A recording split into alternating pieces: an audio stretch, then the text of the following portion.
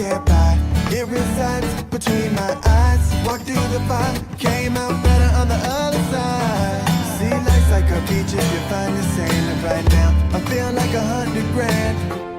You are listening to Inspired Insider with your host, Dr. Jeremy Weisz. Dr. Jeremy Weisz here, founder of InspiredInsider.com, where I talk with inspirational entrepreneurs and leaders. I am really excited about today's episode. We're going to dig in deep and there's some contrarian beliefs here, I think. And that's why I'm so excited about this. And before I introduce today's guest, this episode is brought to you by Rise 25. At Rise 25, we help businesses give to and connect to their dream relationships. And we do that by helping you run your podcast. You know, Scott, for me, the number one thing in my life is relationships. I'm always looking at a way to give to my best relationships and profile the people and companies I admire and shout out from the rooftop so other people can discover their thought leadership and what they're doing. So I've been doing it for over 10 years. I would never stop doing it because I've formed amazing friendships, relationships, business relationships, whatever it is, gone on vacations with people's families because of the people I've met. And maybe I'll visit Scott in New Orleans, or he'll come to Chicago and we'll hang out and have dinner. And so if you've thought about starting a podcast, I believe you should. If you have questions, go to rise25.com or email us, and we're happy to answer any and all things that you have questions about. Today's episode, I am excited. We have CEO Scott Couvillon of Trumpet, and they're in New Orleans. And you know, it's really interesting what Trumpet does. And I love the very simple slogan. They create believable brands, and they're an advertising agency that builds believable brands. They help companies align elements of culture, customer experience, anything that communicates with a unifying belief that permits organizations to live their purpose. And Scott, thanks for joining me. Yeah, no, glad to be here. I want to mention too, you've been doing this for a couple decades now. And so I love to hear your thought leadership on it. And I kind of wanted just to start with you sharing a little bit about what the company does. Yeah, I mean, I wouldn't say I've been doing exactly this for decades, but yeah, we've definitely been in the business for a long time, since kind of the mid 90s, and bounced from very traditional small shops to very traditional large shops to more creative shops on the in New Orleans, out on the West Coast, mainly San Francisco area, back home, but, kind of missed the pace that, I got used to out on the West Coast. So I think we were always trying to think beyond the market, always trying to think beyond, the traditional stuff. And over the years, we have really narrowed in on a perspective that guides the agency for sure. I mean, we're betting our business that this perspective is smarter than the traditional advertising, spray and pray model. So that's what we're doing. The perspective is pretty simple. I mean, and you touched on it. Most companies live at the product level. They're clear on what it is that they make or build or manufacture, and then they go to market and they promote it. And 99 times out of 100, as consumers, what we're faced with every day when we're getting advertised at is features and benefits and practical goodness of products and services that manufacturers are making. And manufacturers aren't just people that weld stuff and put bolts into holes. You can live at the product level as a hospital, or you can be more purposeful. You can live at the product level as a bank or a destination or a resort or a leisure brand or a cruise. Or apparel, grocery store. I mean, this is in every single category. There are players that are more purposeful than they are product centric. Those are the companies that we really look for, either because they are and they want to go further in that direction, or because they aren't and they want to begin transforming their enterprise from being hyper practical to being slightly more emotional. Scott, it's interesting. When we were talking before we hit record, you made a comment actually last time we talked, which I thought was interesting, because we always picture this purposeful company being this always giving Tom shoes. And you made the statement, purposeful doesn't always have to mean nice. So I'd love for you to expand on what that means. And what are some examples of that? Because that's just what I visualize. Yeah, no, I think I mean, look, the conversation about purpose is not a new one. This has been in organizations, and Ross Asoja's Conscious Capitalism, where he's talking about, what the defining trait of some of the highest performing net profit companies, what they have in common. I mean, this has been talked about for a long time. but I do think that there has been a just a misconstruing that purposeful is altruistic, and that's not necessarily the case. You know, absolutely, companies that are altruistic, and I would say that Tom's Shoes has an altruistic bent to it. You know, you buy a pair of shoes, and somebody else is going to get one, and that is definitely a part of their culture. But a non-altruistic purpose, you take Amazon. You know, they're not giving anything to anybody in Africa, as far as I know, but their promise is not necessarily, you know, it is practical in nature, but the promise is convenience. And if that is what we believe that our relationship with them is predicated upon, as long as it is convenient, they are satisfying that promise. You know, if they were saying they were convenient and they were inconvenient, you know, because their culture wasn't united in convenience, that the product or customer experience had nothing, you know, was not convenient, then advertising would be making a promise that the company wasn't trying to keep. But and really that's the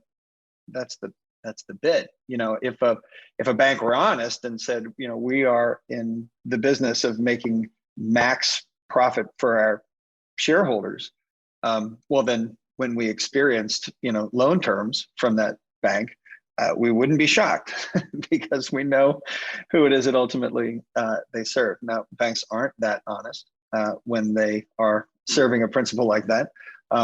And usually marketers are more dishonest than honest, making a promise to consumers that just isn't true in practice, because the experience doesn't live up to what the advertising promise was, and the culture isn't united in that purpose. So, but yeah, purpose doesn't need to be nice, doesn't need to be altruistic. It just needs to be emotional. It needs to be clear. And then it needs to be alive within the organization. It's easy to talk to it in ads. It's a little harder to live it.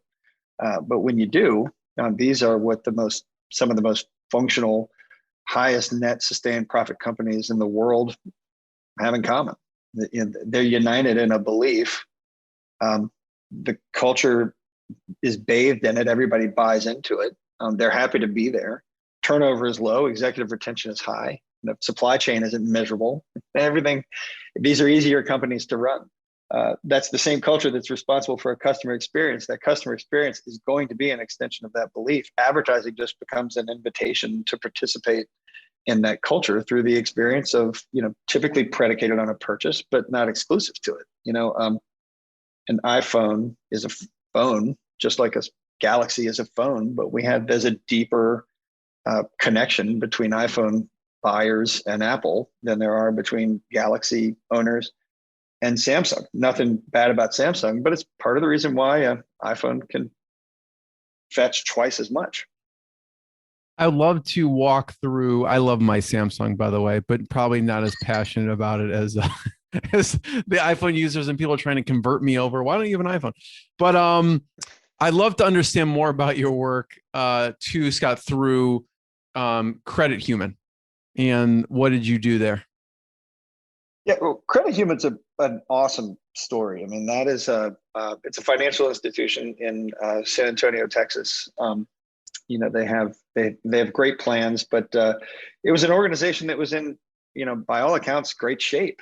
They had, you know, a lot of money under management. They had an aging membership. It's a credit union, so it's a member organization. They're technically nonprofit, so they serve their members more than shareholders. But there was a CEO came in by the name of Steve Hennigan. You know, great guy. Not I need to leave a great legacy, but just naturally a legacy leaver, and really came in with an amazing business acumen, but also an emotional premise that he was going to remake this organization from the inside out. Now, rather than just being selfless in service of members, which conceivably every credit union should be, they were very discreet and very specific, and we were fortunate enough to kind of be along for the ride from the inception, from when he came on. And the definition of that purpose, you know, deciding to be something very specific, serving, you know, the dignity of those members by creating financial slack in members. That was how they were going to do it. The conversations about products and services that this institution was going to offer was almost tertiary.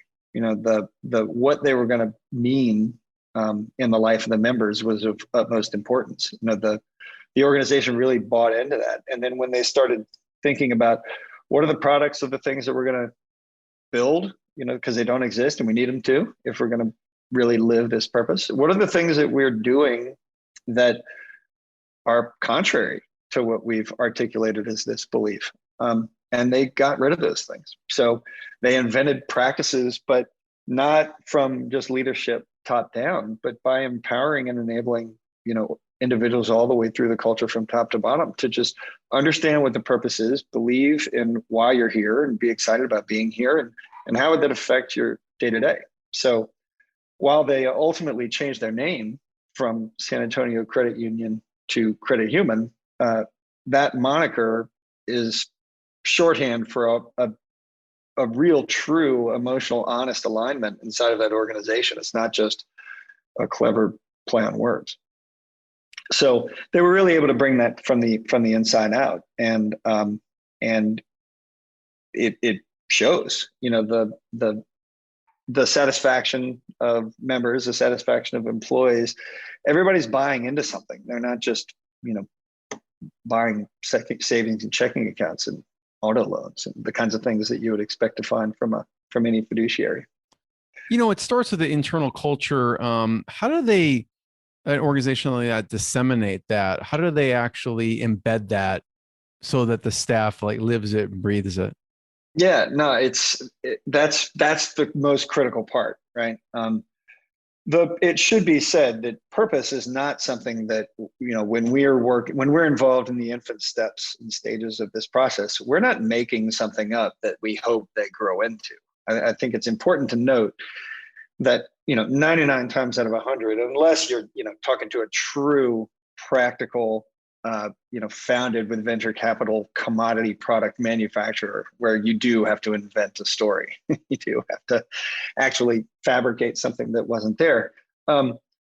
These elements of, the values weren't written this way, but the values of the organization were, more dignified than normal. I mean, it helped that they're a nonprofit credit union as opposed to a for-profit bank. But even beyond that, there were things evident in the culture.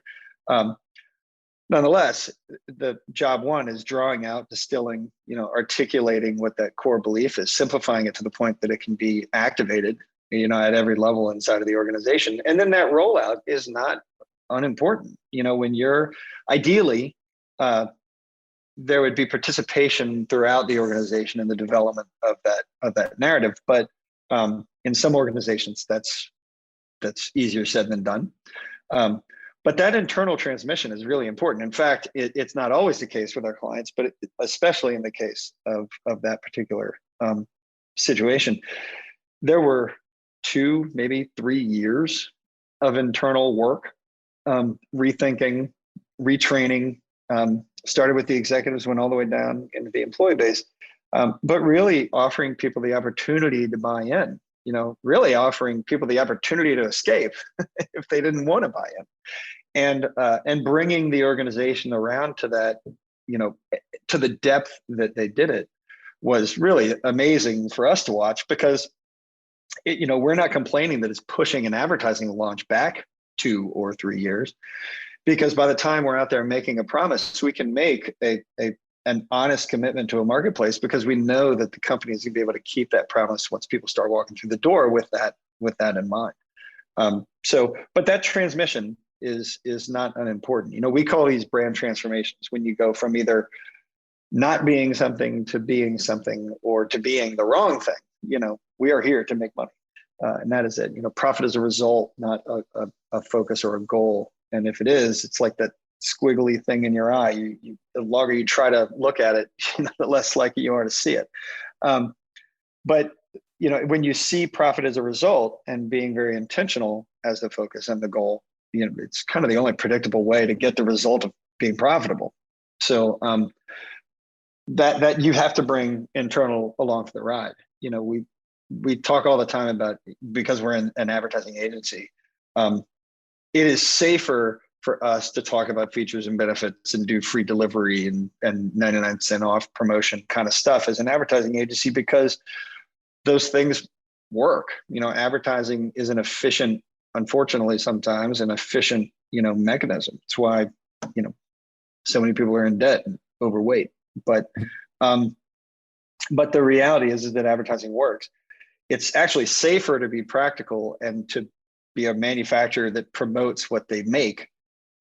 Even though it's a practical premise, you're never going to have a disproportionate return or a true connection with consumers. But that's safer than, when companies really go wrong is when they're out there using communications or advertising, which is very easy to change. Get a group, any creative group, and you're going to probably wind up with something that can be very emotional and engaging and exciting and interesting.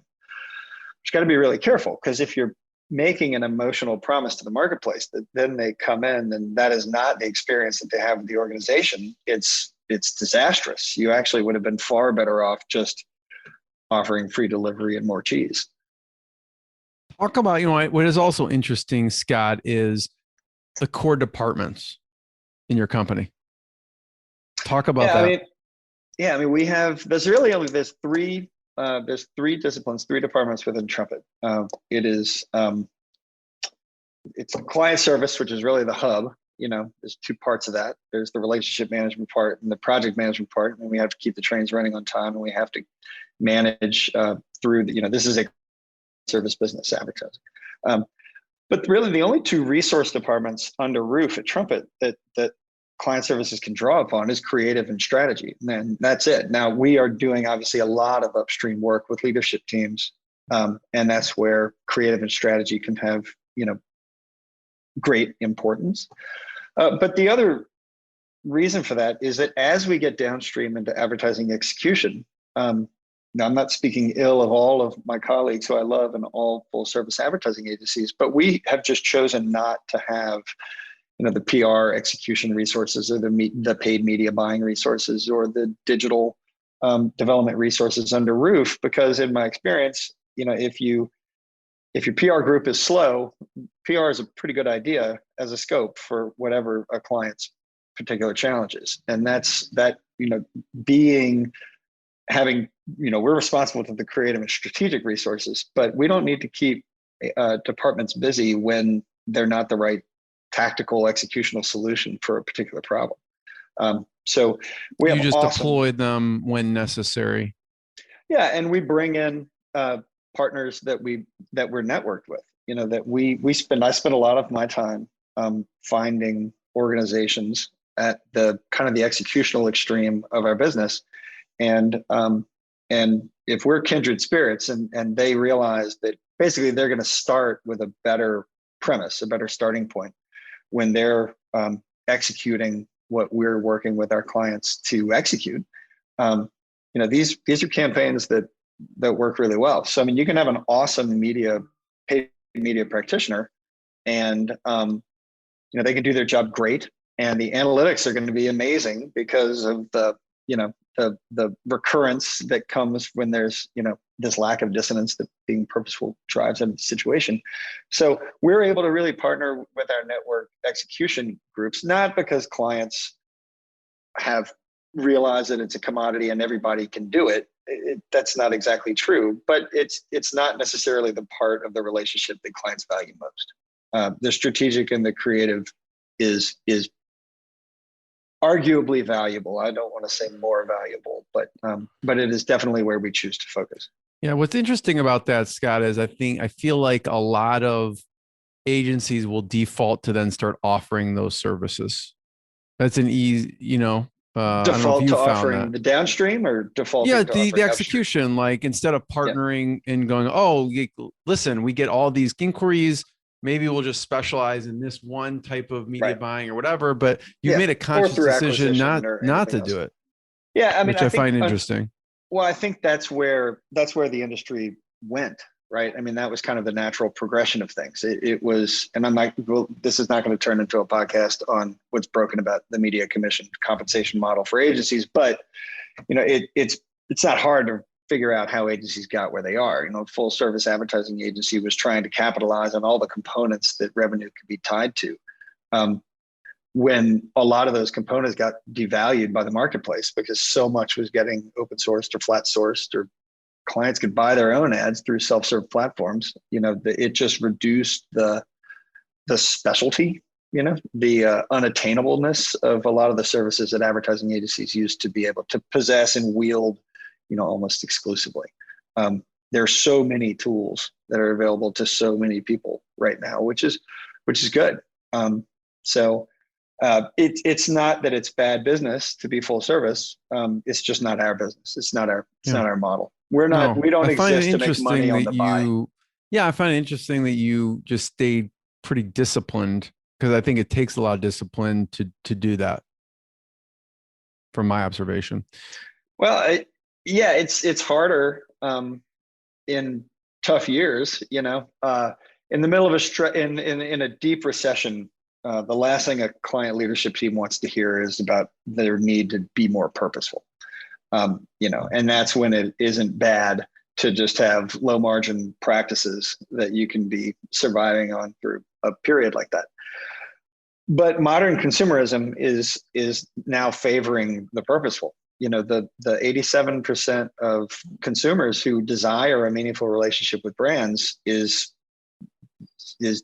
just where people are right now. Only 23%, according to Edelman Studies or Harvard Business Review, feel that they're finding it. Consumers want to trust that the companies that they're doing business with share their values, that there's an alignment on a more emotional level.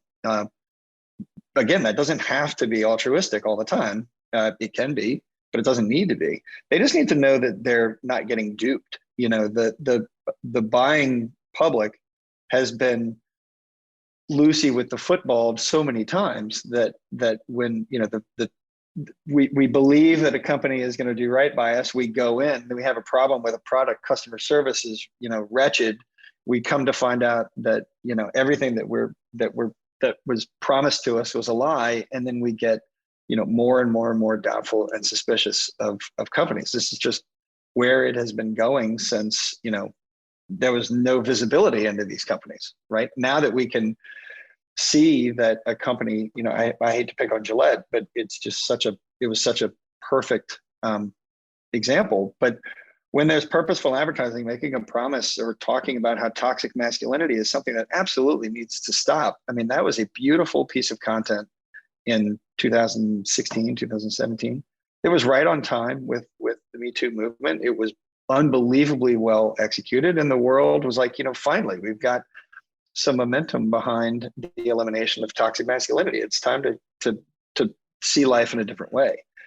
But it didn't take very long for the world to realize that Gillette was a toxically masculine company, that they were one of the last advertisers on Tucker Carlson that was a toxically masculine programming. And this campaign, unfortunately, pulled the world in, and did in a matter of weeks what advertisers take years to do, which is start generating conversation in the marketplace, just because the content was so purposeful and was so right and so well done. But there was such a gap between what was being said about the company, by the company, and who the company actually was, that Gillette wrote off, I believe, $8 billion in the following quarter on an analyst report. The company was doing fine, but that brand was not. It's consumers. We are now waiting for the fall from grace, and not that we love it when it happens, but man, it gains a lot of traction. Like, just to pick on Apple a little bit more, just because everybody gets it. Apple and Facebook had nearly identical privacy breaches and security breaches at almost the exact same time, 2 years back. And Apple, they both were in the news cycle. The national media outlets were trying to make a story out of both of those things because that gets them clicks, and their ad models start to work. But nobody clicked on the Apple story, and everybody clicked on the Facebook story. Apple's news cycle lasted no time, and Facebook's news cycle gave way to an unfollow movement. There was a company that people trusted and liked, and a company that people were just not trusting and not liking. And the exact same mistake, whether intentional or unintentional, made by both companies at almost the exact same time, had unbelievably different outcomes. Now, I'm not saying be purposeful, because then you can screw up and get away with it. But it's just the power of being purposeful. Not only is it Apple's, highest American business cap ever, rated ever stock price, was almost simultaneous with, at the exact same time, the single biggest stock market loss in a single day, which was Facebook. There are higher profit and growth and easier companies to run, and customer affinity gives way to customer preference and advocacy and repurchase, because one's believable and one isn't. Apple leads with the why, and everything else is secondary. The products are sold within that context, and that's available to, a whole bunch of companies in a whole bunch of different categories. It's not exclusive to electronics or credit unions. Scott, I'm curious, when a company comes to you, what are they saying? Are they saying, we know we need to figure out more of our purpose? What are they saying to you? Because I'm sure they don't wake up in the morning like, we need to figure out our purpose today. But what are the words that they're using when they're starting to engage with you? Well, the initial question, I would say, is very different than the questions once we start getting into this stuff, right? Typically, I would say the initial question is almost always, we need a website. That is what everybody will tell you, is we need a website. And, the easy answer is, you don't need a website. You need a story. You need a website is a stage, but simply having a stage doesn't mean that the play is worth watching. So, that's it's not hard to move from the conversation about, a technical or tactical want, and getting into more of this emotional conversation. Usually that's the point where they're saying, get the hell out, or, okay, what would be involved if we were to actually do this? Totally get that. I was on the phone with someone earlier today, and I go to their website and I said, listen, you are so much more amazing than what's on your website. I hate your website, and it doesn't speak to actually what you have done and what you do. And I was saying it in like a loving fashion, and, but it kind of, I love how you answer that, because they come, oh, Scott, we want a website. And you're like, giving them kind of the strategy and, the story of how they should tell their story. It's also customer experience as well, because someone hits that page, and how do they experience that company or brand through that? So right. It may start with, hey, Scott, we need a website. What else where is that starting conversation also besides the website? Yeah. Well, I think that the 9 times out of 10, the people are hiring an advertising agency because they're trying to sell more of something, right? They have benchmark performance, and they need to improve over benchmark, either because they want to or they have to. That's what their expectation is from the board or shareholders, or, it's private and wholly owned, and, why not? We can. If it's a nonprofit, we want to put ourselves out of business, though most nonprofits do not want to be put out of business. It's whatever that empirically measured goal would be. Our premise is that it is far more likely that you will sell more products if you sell those products within the context of purpose than if you try to sell those contexts within the context of products. So it doesn't seem reasonable, because ultimately somebody's going to be in the grocery store aisle, and they're going to see, my olive next to somebody else's olives. And if I'm just talking about how much better my olives are, then maybe they won't mind the 30-cent delta between my price and their price. Yes, that works in, business school, but it just doesn't work in real life, because if we value it, we will pay for it. But value is not a practical notion. Value is an emotional one, So the idea is that if you think you can get me to value your automobile based on all the practical features and benefits and technology and engineering and things that are in there, you're wrong. Those are not things that I care about as an emotional organism. Now, they might be things I need to know before I visit the dealership and ink the check, but they're not the stuff of consideration. They're not going to get me into the conversation. And even if they are practically superior enough to get me into the conversation isn't a very good one, because I'm already starting at a rational level that I'm able to disagree with, as opposed to an emotional level where I'm open to listening to anything you have to say next. Scott, is there a car company out there that you feel does a good job of being purposeful? Yeah, I mean, absolutely. I think that they're all. I think there are many that are good, and not just Subaru because of their, the connection through love with their consumer base, but the advocacy of Subaru is incredible. Subaru, as far as I know, has never had a Volkswagen type mistake. So maybe they've done nothing ever in the history of Subaru to violate the relationship, and it's just been a pyramid of advocacy, word of mouth, and love, and that's their business model. But no, I would say that there are brands like Toyota that are truly predicated on an idea. The idea of mobility and how interesting and important mobility is to us as civilized humans. That sometimes gets lost between there and APR financing, but it's nonetheless. You had me at APR financing. Yeah, it's nonetheless there.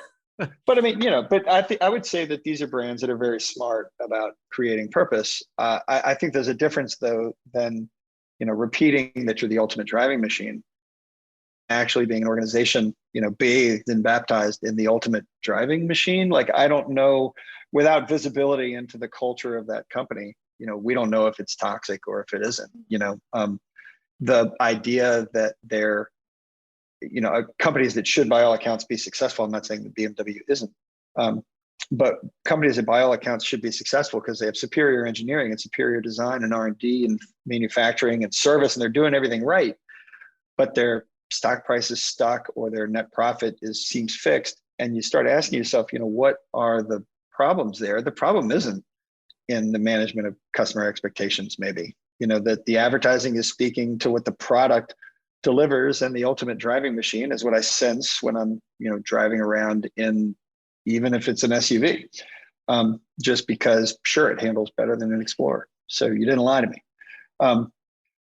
But that lack of alignment that in that case lives between communications and the customer's experience of the product, if that is allowed to exist internally, inside of BMW, what is in the hallways there, that is sometimes, why these companies aren't as profitable or as successful as they could be, because they're not as easy to run. If you're constantly replacing executives and your supply chain is not giving you favorable terms because you're a pain to work with, and you're playing the manufacturing card and they're just the little guy. There is so much tension and friction in your organization that it's just very difficult to become, a Whole Foods, Caterpillar, Disney, that you're just not going to be able to get there because the organization, in spite of being externally having the appearance of being successful, isn't successful. People aren't excited to be there. People aren't, tenure isn't way up. Employee satisfaction is down, but net promoter scores are up. Eventually, net promoter scores are going to match employee satisfaction. It is a natural fact in business. Scott, one of the things I wanted to chat about is, you sometimes will happen to have a large number of clients, maybe in one category, like when I look on your website, but, you have, I think, made a conscious decision not to niche. And I want to hear your ideas around that, because I go to your website. I mean, you have a large variety of clients, but I can see inklings of, if you decided to niche, you could, like I see like a Church's Chicken and a Chevy's Fresh Max and, a bunch of companies, but along with other things like Louisiana, Feed Your Soul, and some, Credit Human. So I'm curious your ideas around that conscious decision to not niche. Yeah, I guess I don't know. Maybe it's 50% happenstance and 50% intention. I'd like to think it's 100% intention, but what I can tell you is that in all of the agencies that we know and we work and we respect, there's kind of a couple plays available to agency owners. Whether they're privately held or wholly owned or whatever those things are. You can be a category player. And there's a lot of comfort, if there's been plenty of hospital RFPs that, we just don't even bother answering just because we know that the organization is going to, their first question is, tell us the 17 hospitals you've worked with. And the other way to niche is either, focusing on an audience. We know millennials better than anybody else, or we know digital marketing. Maybe it could be a tactical niche that you focus on. What I have seen is that over time, you wind up it's not rinse and repeat and every bank gets your bank formula, but there's similarities between, campaigns being executed for the similar different players in the same category. But more problematic is what happens internally, is that there becomes less innovation, because there's a playbook that works pretty well, that it isn't, you're not dancing agnostically around an idea, that any execution is viable, because nothing has been, you haven't really done this before. And there's a there's a level of invention there that just doesn't exist when you kind of find yourself in the same category. For, being category specialists is probably great until you hit, the 5-year mark. And unless you're resetting all of your people, your strategies are going to start sounding very similar. And your executions and your media plans and your go-to-market ideas and your analytics platforms, they're all going to be, cousins. I've seen it. It's why we don't have a media department and we don't have a single source media provider. We're able to go find the organization that is going to plan in place and reconcile and aggregate data for us to analyze.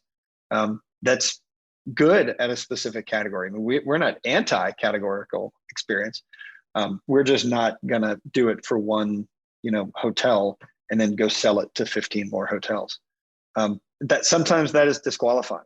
But what our clients do share is that perspective, is that belief that there is a role of purpose in being successful, and that they understand it. They might not know what the methodology for it is, but that's where we come in. So that's what our clients share, is not a category, but that perspective. They agree with us.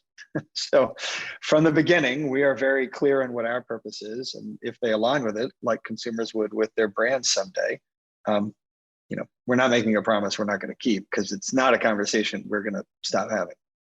Scott, I have one last question. First of all, thanks for sharing all of your knowledge and expertise and stories. And I totally have heard time and time again, a lot of the best ideas and innovation come from outside industries. So, there can be more innovation and ideas potentially if someone comes from outside, because they take a fresh perspective on things. I could also say the other side, well, there's obviously efficiencies created if someone's worked in an industry, but so you have the advantages and disadvantages. But I'd love to hear, throughout your career, some of the mentors that have, and maybe a lesson you learned from a couple of your mentors throughout the years.